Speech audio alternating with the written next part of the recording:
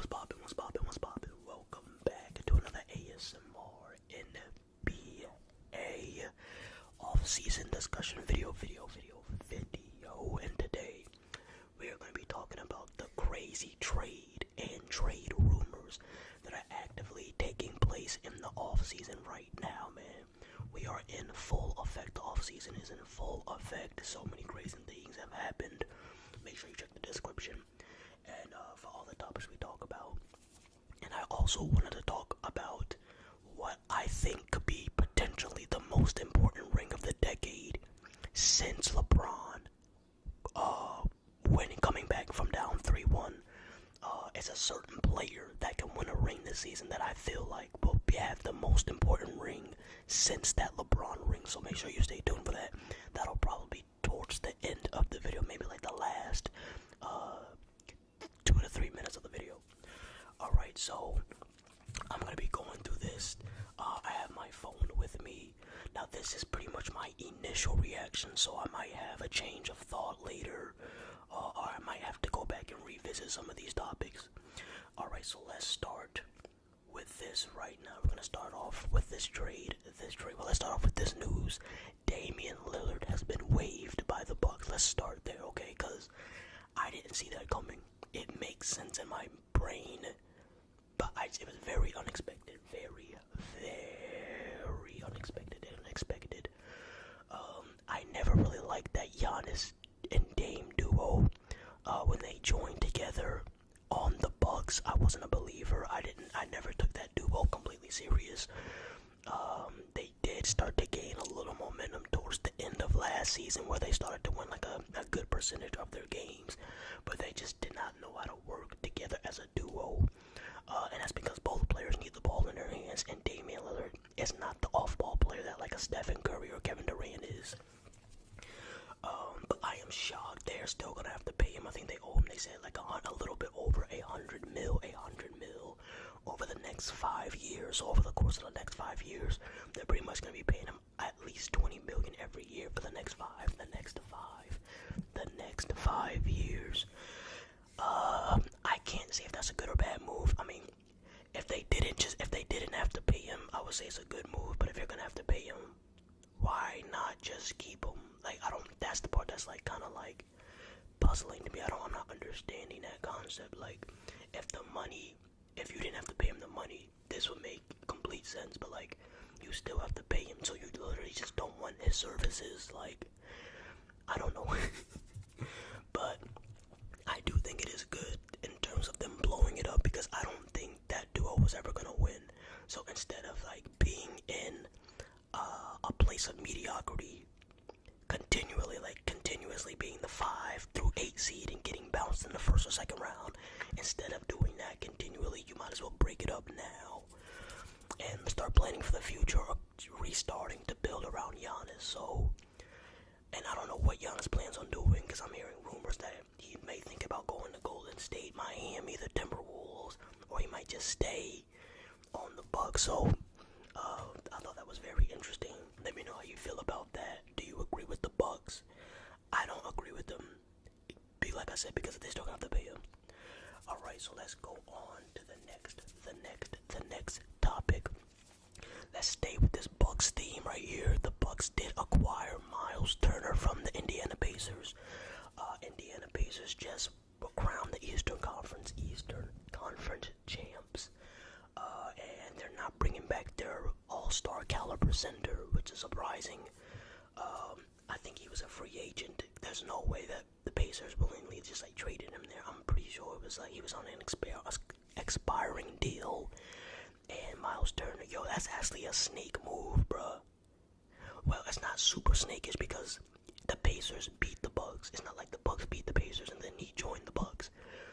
So, but it's still fake as hell though. Miles Turner, I do kind of like that move. I do like that pairing with Giannis, can stretch the floor, shot blocker. That is very good. Now that I think about it, that's more of an impressive move than I thought. As long as they're able to keep Giannis. Now, if Giannis leaves, well, I mean, the Bucks, like I said, the Bucks didn't acquire for him. Miles Turner must have chose that, so it's not like the Bucks had any control over that. But still, I like that. that is a very good signing for the Bucks.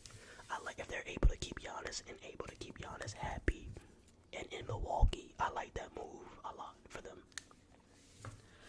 All right. Let's go to the next topic. Okay, so the next topic. This team has made like 4 moves. They are stacked. They are a top 3 stacked team in the NBA, especially in the West. The Nuggets. Let me tell you who they just got. The Nuggets have acquired Jonas Valanciunas, Bruce Brown, who was their combo guard when they won the title in 2023. So you got Jonas Valanciunas as a backup center, Bruce Brown. Then you trade away Michael Porter Jr. and go get Campaign. That's a W. Campaign is better. Michael Porter Jr. was terrible on the Nuggets' last playoff run. And then they just got Tim Hardaway Jr.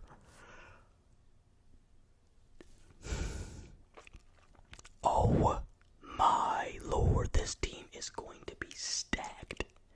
When I tell you that I might have them in the conference final, it's going to be the conference finals depending on how healthy the Mavericks can get. Will be between the Nuggets, the Rockets, and the Mavericks. They're just loaded in that degree. This is exactly what they need, and they still were able to keep Russell Westbrook at the moment. They still have Christian Braun, Peyton Watson.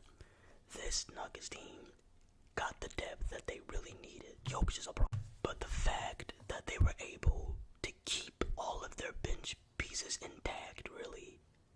And they, like I said, they still got Peyton Watson. They still have Russ, who plays solid. And they got Christian Braun, how you say his name? Bro. That is just insane. The depth, the versatility, the defense, the shot making, the length. Yo, that's everything they need. If that happens, I think I might pick the Nuggets to make it to the conference finals. Okay, let's go to another team. Let's talk about my Celtics, who just acquired Anthony Simons. I think we're paying him like $27 million a year for this year. So I know he's on an expiring contract, so I'm not really too frustrated about it. I don't really know if I want him. I don't know if I want them to re-sign him or not. I think I might low-key, depending. They're not for no damn. Like, we're not gonna restructure his deal and they start paying him more. Hell no, we'll let you walk. But if you want to restructure for like around the same amount or maybe a little bit cheaper, I might listen to that. You know what I'm saying? But the Celtics are probably not even gonna make the playoffs unless Jaylen Brown wants to prove a point or something. But even Jaylen Brown's gonna be missing the first few months with an injury. I think he had like a sprained MCL or something like that. But yeah, we did trade Jrue Holiday to the Portland Trail Blazers for Anthony Simons. I do like that in terms of getting younger. Jrue Holiday wasn't playing as well as he had been, and he's only getting older, so I'm not too mad at it. Next, let's talk about the Bulls trading away Lonzo Ball for Isaac Okoro. I like this for the Cavs a lot. He's exactly what they need. Someone who can run the offense, play defense, and get the offense easy shots, so that way the Cavs don't have to isolate so much. It won't be so much ISO Darius Garland or so much ISO Donovan Mitchell. And Lonzo will help the big man be better offensively as well. Watch, Evan Mobley and Jaren Jackson numbers are gonna maybe not skyrocket, but they will definitely considerably improve on the offensive end with Lonzo there, as long as Lonzo gets minutes and he's healthy. So I like that move for the Cavs more than I like Okoro to the Bulls. Next, let's talk about Porzingis to the Hawks. I like this move a lot. They do already have like a starting caliber center. I don't know his name, it's like some African name or something like that. But I know he's a hell of a decent player, really good defender, younger. So I think Porzingis is either gonna come off the bench or they might put Porzingis at the 4. But I wouldn't do that because then they have like Jalen Johnson and stuff. So yeah, he's probably gonna come off the bench. I do like that move a lot. More size, more shot making, stretch the floor, give more floor spacing for Trae Young and the forwards. So like I said, I like that move a lot.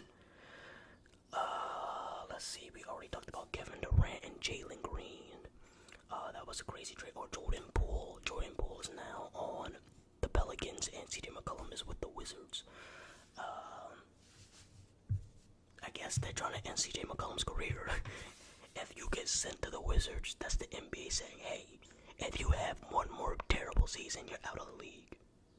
That's what it comes down to. If you have they usually give you like 2 years. If you don't have a good season within a year or two, and you get after getting sent to the Wizards, it's over. Your career's done. You're done. You have players like Russell Westbrook who were sent there, and he played well, so he got another contract. Kyle Kuzma got another opportunity on the Bucks.